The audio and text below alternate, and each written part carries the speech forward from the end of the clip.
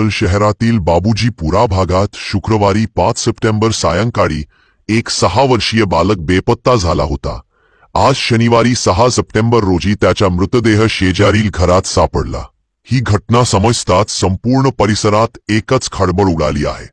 या धक्कादायक घटनेनंतर परिसरात तणावाचे वातावरण निर्माण झाले असून यामुळे शहरातील दुकाने बंद करण्यात आली असून दंगा नियंत्रण पथक घटनास्थळी दाखल झाले आहे।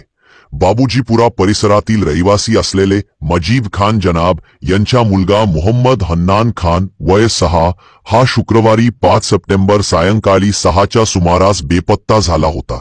मुलगा बेपत्ता झाल्याने त्याच्या नातेवाईकांसह स्थानिक नागरिकांनी त्याची शोधाशोध सुरू केली, परंतु तो कुठेच आढळून आला नाही।